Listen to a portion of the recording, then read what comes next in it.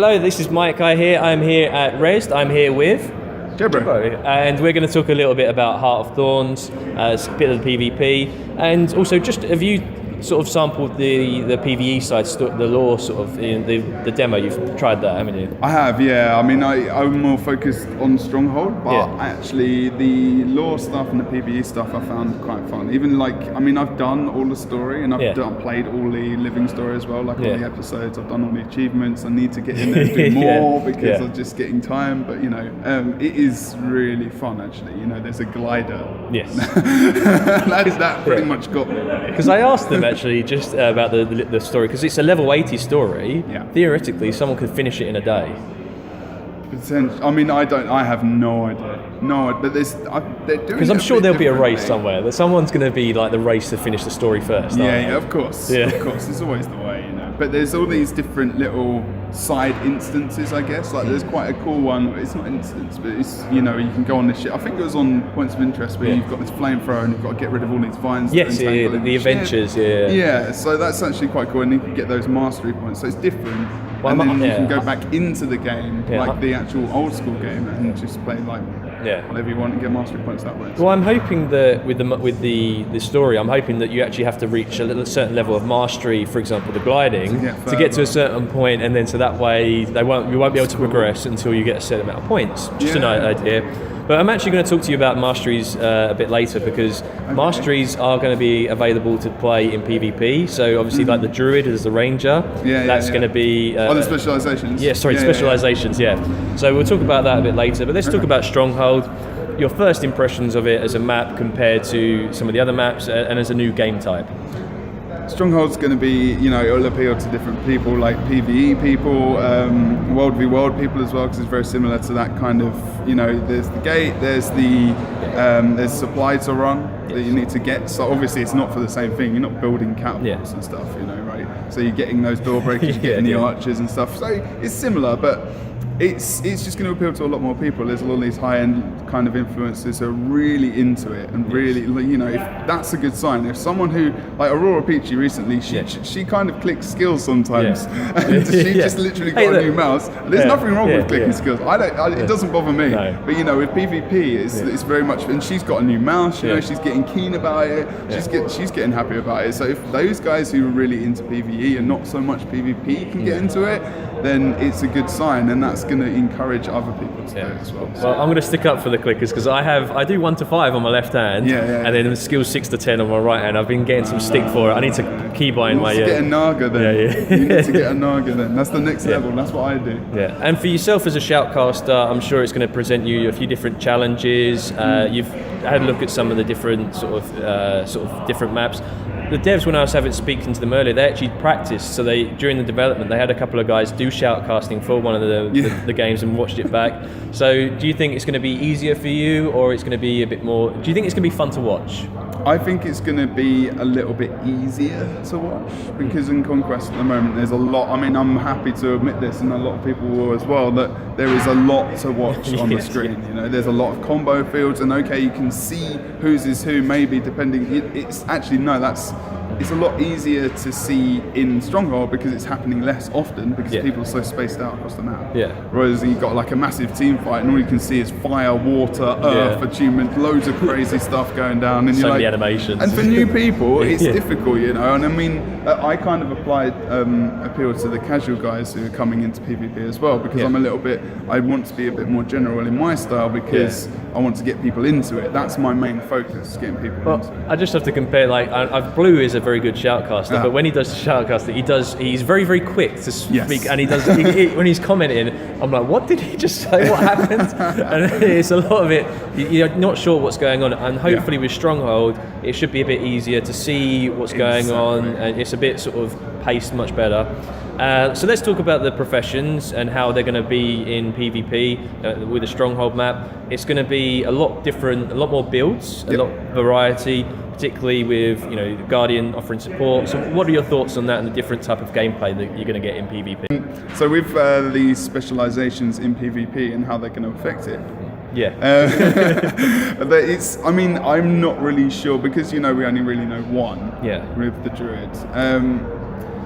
I think it's going to be, it's going to only increase the amount of builds that are available, and I think, everyone's going to be playing their specializations at first. So it's going to be, Stronghold. Well, depending on how it comes out, whether or not Stronghold comes out with at the same time of Heart of Thorns and whatnot, which is probably quite likely, or before. I mean, people will have that in mind as well, and it's just going to be interesting because I've got no idea what the specializations are. And when you think of a druid, you think of something, like in WoW or wherever, or just any games where you play a druid or like a shaman kind of character. But you think there may be a bit of condition damage, sort of CC skills available with the druids and sort of a lot, and maybe supportive as well. They're trying to say that specializations can do mix of things, that you can trait them rather than just doing this guy is good for bang, which is kind of the way I hope it's going to be, because at the moment, in PvP you've got Guardians that have moved from bunker support Guardians to DPS Guardians, which is really good, and now you can still have bunker support Guardians in teams, but it probably doesn't work as well as the DPS Guardian. Well, in theory, with you've got 9 professions, it's going to be for Heart of Thorns and Stronghold. In theory, you could have another 9 with a specialization. So for you guys, you'd be like, I wonder if the actual, if someone's a ranger, will the actual ranger symbol change if they become a druid? So for you guys, will it be easier to see what they are? Because if they're a druid, you're not going to have any idea until you actually start the skill set. So, that's the thing. Until they start talking about it with utilities and stuff. Maybe that will change. That will happen. But I think for people that go into PvP, for some reason, I think there's going to be some kind of template switch. I really think that's going to be something that's going to come in, and I think with that it might change your sign, like you say, the symbol of your character. I'm hoping that's going to be something. Otherwise, you have to click on each one to see. Right, what are you? We already kind of have to do that to check builds already, so it's not a massive deal. But something like that would be nice. And I think closed beta and open beta, and then as this game starts to grow. As we start to go on in time, then there'll be feedback if it's not been done. I'm sure that's something they'll think about. Well, as someone who's played a lot of the new class Revenant, how can you see that going into sort of PvP, and what can you see compared to other classes? How can you see this actually sort of fitting into PvP? With PvP, I actually spoke about World v World, funnily enough. It kind of works the same. There's the elite skill on the Dwarf Legend where you can turn everyone to stone and reduce damage for like 5 seconds, and it's really good because it's really defensive. So if you're in a big team fight, that can be very useful for rezzing, also going for downs and things like that. But you've also got that utilities kind of stability role. I can't remember what it's called for the life of me. You got the slow, you've got the new skills. The new utility ones. It's just taunt. It's the pavement. It's like the road. I just call it stability road, and that's what I'm going to call it when I shoutcast it, because it's easier. It just looks obvious. It's a road that gives you stability. And in one of my videos, I put that down across so many there's so many enemies that you can cover as big stability, and it keeps ticking over. And there's things like that which are really good. And you can put burning fields down as well, depending on what weapons that you're using. It's very you're going to be condition based with that kind of mace axe combo, or with the hammer, it's going to be more power based, and maybe Zerka. I'm not sure. It's not really a fast enough weapon. It's more about sustained damage and also a bit defense sometimes as well. So it's just going to depend really on how people want to spec it. Here you can they actually give you as a standard build, it's the Celestial Amulet. I think they give all classes Celestial just so they can survive and they can try it, but it actually works really well with it. Well, I was thinking, you got the two other heavy classes, the Warrior and the Guardian. Neither really are Condi specs at all. They have a little bit they can go into, but is the Revenant going to fill that role? Revenant's going to be more condition based. So they'll finally have a heavy class that's condition damage based. So that's good for those players out there. There'll be obviously there'll be power and there'll be Zerka as well. You can, with Warrior, you've got some conditions. Obviously, you've got like offhand sword and you've got longbow and whatnot, and you can inflict some conditions with like just building vulnerability and things. But like you say, this is more like with the Maliks. That's very much condition based legend, and you've got no weapon swap, so it's going to be highly focused. No skill swap either. You have to. It's for you. For a Revenant, it should be easier for you to the build's going to be. They're not going to be too different, are they? And I think there's going to be like your utilities change, so you've still got that switch.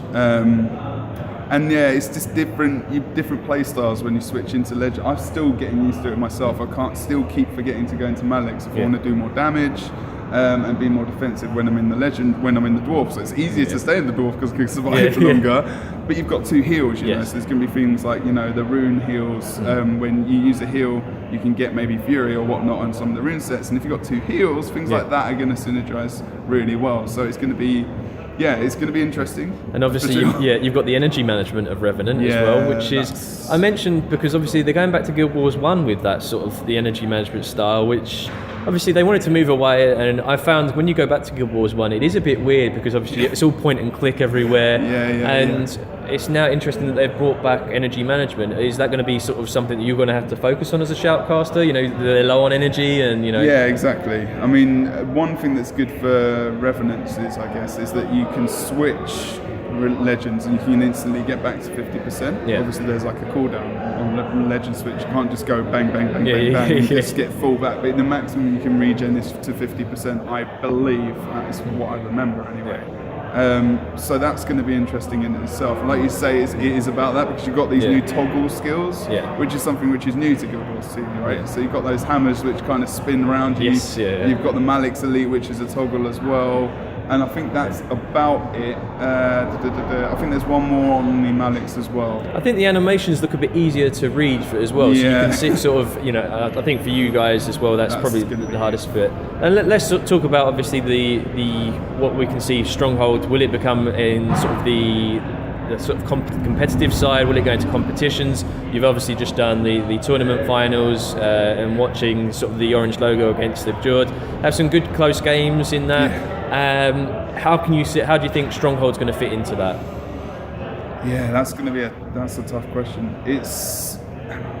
I think at first it might be a bit more close, might be a bit more even, and then when you get into tournament kind of style, I mean, I guess it will be close as well, but it's really dependent on how people pick it up and how people go in and actually fight each other in the beginning. I think with the amount of newer players that are going to be coming in, there's going to be a lot of people that hopefully those guys will get matched up against each other, and those games will be quite close, especially at the beginning, because no one knows what to do really until they play it. So that's kind of obvious. But then you've got like it's going to take a while to get strats. Well, I like the fact is that it's more about strategy than it is about 1v1. Obviously, those people that are great 1v1ers that like go out and play solo, they're not going to be as enjoying Stronghold as much. But for those, I think it's definitely a much better game type for new players. Yeah, that's true. I mean, there is, like, in terms of 1v1s as well, you know, there'll be moments if you've got a supply runner on each side, and if you've only got one, they'll be constantly fighting, maybe, you know, depending on where they are, whether or not they've hit each other and whether or not they hit the supply in the first place. But I think there'll be a good team fight at the beginning for supply. Have you been hearing some of the names that they've been coming up with? So, like, they were talking about, like, the people that run supply, they're the smugglers. You've got shepherds for the sort of, you know, are you going to bring in some of your own sort of words for these guys? I think we'll do our own. I mean, it's all the ArenaNet kind of, it's the American side of things, and I'll put my own English spin on it for sure. I mean, shepherds is quite a good one, but there may be smugglers. I need to think of like English piratey phrases, I guess. So I mean, if this goes on one of your videos, maybe people can put suggestions.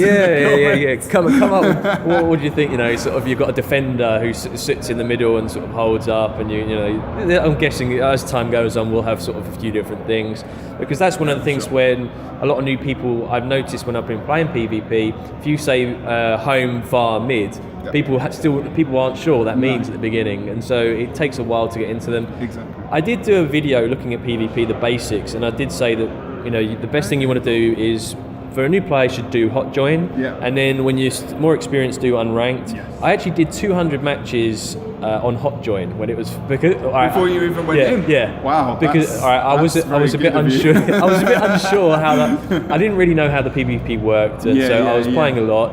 And then it was like, okay, let's go and do it was solo queue. This is about you had solo queue and team queue. Right. And then I got into solo queue and sort of got a lot on that. And now I think the way it's set up is a lot more sort of easier. You got much is like that whole just one panel. You can go practice, unranked, ranked, and you know, custom arena. It works so much easier. But how do you think, obviously, with ranked having only 4 maps available? Do you think Stronghold is going to have a separate ability to talk about this? I know it's come up a lot of times. They haven't really talked about this, but if you guys want to learn about Stronghold, the only real way to do it is to go into custom arena and learn to play. So obviously you'll get a lot of guilds that will go and do that, because TeamSpeak is going to be pretty crucial for this. So what do you think? Should they set it up differently, or should they, how do you think it's going to be best for people to learn? I mean, I'll probably get a bit of stick for this as well. And I actually, at the beginning, when they announced it to be that it was going to be in the same queue, I actually thought, well, it's different game mode. But the thing is getting people into it. Yes. And it's like, if people can vote for maps, then you're going to have different people in that different builds. Exactly. So people are going to have to switch up quite quickly. So that might make it quite difficult. That's why I think there's going to be some kind of template swap, because an easy change. Okay, you've still got a minute and a half. Or whatever, but you got to do all your traits, and it's just and some people don't know exactly what they, especially if it's new. You know. But even for now, it would be fantastic, because if you're on Legacy, or if you're on Battle of Kylo, for example, my Mesmer, when I go into Battle of Kylo, I will get port, because I can go and, if the Treb gets destroyed, I'll go and port back and get the repair kit. Indeed, yeah. If I suddenly am on a DPS Guardian and then we go on to Stronghold, you're not going to be as effective as if you have a sort of tankier heal support build. So it is going to be. I think they might have to create their own sort of section where people can apply just to play Stronghold. Yes. Because that would really sort of. I mean, you could do that in the browsers. I mean, what they'll probably do is they'll probably stick in like 20 or so servers that just have Stronghold on Stronghold mode. Sorry, Champions Dusk is the map. And everyone keeps forgetting that. I forget it sometimes. Because Stronghold is the mode. But as soon as they bring more maps out, I think that's going to be the time when they start to put it into a different queue. They might change that before launch if enough people get really concerned about it. But the other thing is that getting people into the new map is important. So putting that together in one queue is quite good for that and quite important. If you separate it from the beginning, you're already separating something else in the game. And then Guild Wars 2 and ArenaNet's main idea is trying to get these modes together. I know people don't like that necessarily, but it's important. If you look at unranked and you get the sort of map choice, there are certain maps that will never get picked. Okay, Courtyard is one, because you say that. And if you're in a party of 5 and you're how to play Courtyard, it's very, very easy. But you do get completely one-sided games in that. And Skyhammer. Now, Skyhammer, I actually enjoy Skyhammer because I like the fact you can knock someone off. There is a lot of people that enjoy Skyhammer, funnily enough. Even Kalaris. We went the first time we went in that, he loved it, and he's high end and we're casting these games, but a lot of people dislike it, and it's fun sometimes. But even now with the update, the fact that you can't stealth and sort of, that was always the thing when you had a thief. You would just go with the Scorpion wire to pull you straight off, and you had no idea what happened. It's annoying as hell, right? Yeah, I know. But no, I think it's, and you can dodge the Skyhammer, and I always used to be like the turret NGs would be sitting there, and you had the Necros there. I never did that. But that's the sort of thing that if you look at the metrics, they're the maps that are played the least, and where are they going to go down even further? You've got Stronghold's going to come in. It's going to be popular at the beginning. But that's one of the sort of things. Is there any other thing you want to talk about Stronghold, or is there anything other you got any sort of comments about? I mean, I think that they want to push Stronghold to be something that might be in WTS, in the World Tournament Series. I think that ESL are going to push it. They've already said that they want to do a tournament pretty much in the first week or so. So, there's a lot of push for it. Whether or not that's a good idea, I'm not 100% sure. Because we will see, I mean, maybe it's a good idea to get people involved quickly, but if it might be better to just leave it for a couple of weeks, let people practice and have some fun with it, rather than get really serious with it. Because you can imagine with the betas, then if they do decide to go ahead with it, the first week Heart of Thorns launches, that Stronghold, they're going to have an ESL sort of competition. Everyone in the betas will just be doing PvP Stronghold, learning how it plays, and then suddenly, because it'll be like a fresh start. You've got the Abjured who were undefeated for 3 months. When they're going to come into this new game mode, are they going to be just as good as this? It might give opportunities for new people to get involved. Hopefully, that's what I hope, because that's I guess the dream of not only myself, but of everyone probably at ArenaNet and everyone that's involved in PvP or casting or even ESL and admins and whatnot, is that we're going to get a bigger player base. We're going to get more people entering the tournaments. The high-end scene is going to be a bit wider, like the top tier. Like EU's not too bad. We've got like 4 or 5 teams. It would be nice to have that. But NA is the team side which is kind of suffering, like you said, with Abjured being undefeated for 3 months. Well, it's very one-sided. I play on NA, so I don't play on the EU servers because why do all English people play on the NA servers? Because go back to Guild Wars 1, where it was, you had the European the districts, and they were always populated by sort of Germans, and it's sort of, even the English, they were always empty. So you go to the American districts, and then they would be like ridiculously populated. Coming to Guild Wars 2, I'm not going to stay on the European one. No. But since launch, I've been on Tarnished Coast, so I haven't changed it. So and the problem is I can't compete in a lot of the competitions because I'm based in the UK. Right. I don't know if that's going to change or not, but there are certain competitions that, WP, he's on Blackgate. If he wanted to play on PvP, he can't because we're based in the UK. It depends what you do. I mean, you can do the weekly ESL stuff. The Go For stuff is a little bit more complicated. I mean, Denshi is European, but he lives in America at points in time as he studies. So, I mean, maybe they'll think about that rule, but maybe turn it into a bit like an old school English football rule where, you need to have a certain amount of English people in your team. So you can actually play in cup finals in Europe and stuff like that. Yeah, just have a sub in, so you can have one EU player on your NA team, one NA on your EU team. Exactly, something like that. Not too sure, but I mean, that's at the moment it's kind of working okay. I think people are more worried about is the under 18 thing. But I completely understand that. Yes, because there's a lot of responsibility taking people around the world. You've got, I mean, it's essentially kids, and I'm not saying that when you're 18 you're not a kid anymore, because I think you're a kid until you're probably about 25. No, I'd agree. And, I was at uni at 18, but I was no way mature enough to go around the world. Exactly, and it's about that kind of responsibility. So. That probably won't change, and I don't think it should change. But people, and there's a lot of people underage who are about 17 and almost 18 who will start to take part, like 55 HP once we've got a few players who are in that position. All right, and just finally, what do you see as from yourself as a PvP sort of shoutcaster? How do you see the future for PvP coming with the new game mode and sort of obviously new Heart of Thorns expansion? Where do you see PvP sort of going? Has it been on an upward trend? Where can you see it going? I mean, with it's almost kind of been pushed so much now by ESL and Guild Wars 2, ArenaNet obviously, that I think it's just going to grow and it's going to get bigger, because WTS is, it's a big draw. It's got 50k worth of prizes, and especially in Europe, we've got it in Cologne this year in the summer. And when that's confirmed where that is and whatnot, it's just going to be awesome. It's going to be a massive event.